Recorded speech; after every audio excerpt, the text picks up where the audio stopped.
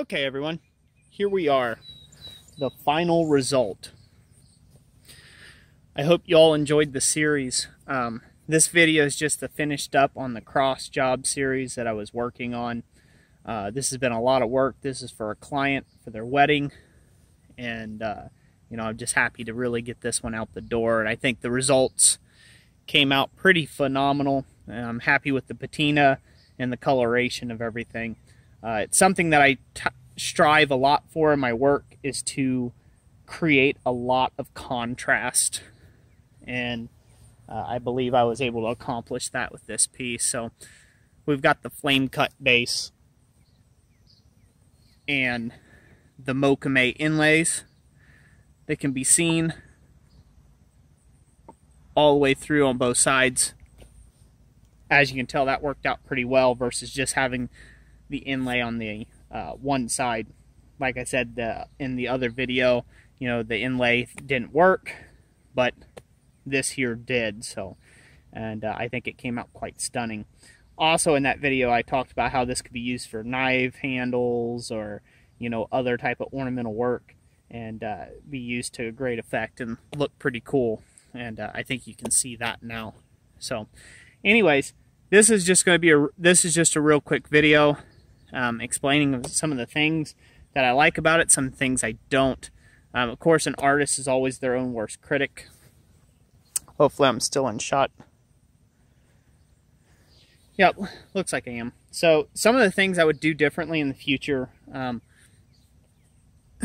big one is I would grossly overestimate the amount of Mokume that I would need to fill out this space.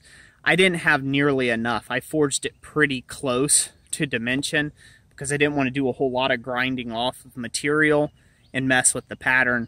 But I would have grossly overestimate next time and then deal with the pattern that I would get after that. Main thing being is there are some little tiny gappage where it just didn't quite pull all together.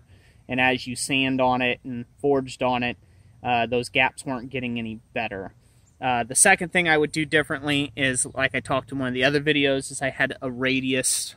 I radiused the inside of these inlay joints too much, the inside of them, in order for that rivet head. I didn't need to do that nearly as much, and that created a lot of extra work. It would have been a lot better if there wasn't as much radius to have to fill in with the actual joint itself. But other than that, I'm pretty happy with it. It turned out well. The other thing I would do differently is down here on the very bottom. It probably doesn't show but the greatest, but I chose to do a drilled hole there versus a... I did a drilled hole. It's just big enough for that square ting to fit through. I had to conserve on some time and energy here. If I were to do it differently again, I would take and drill a small pilot hole just under the size of the square hole I'm needing for the tenon. And then on the back side, when I bore through for where we're going to put the plug weld, I would remove most of the material out. That way it would be easily filed square. You know, and then this joint down here, this fit up would be a lot tighter and a lot more aesthetically pleasing on the clean thing. But anyways, not bad for the first time I've ever done this Mokume inlay, this type of technique in a cross format and on this scale. And yeah, I'm pretty happy with the result. It really is quite striking, I think. But yeah, let me know what you think in the comment section down below. Love to hear from y'all. You know, and yeah, see what you think. So I'm pretty impressed with it. I know my customers are already impressed with it. And, you know, so they're going to have a super happy wedding. And I guess that's all that matters. So anyways, that's it for today.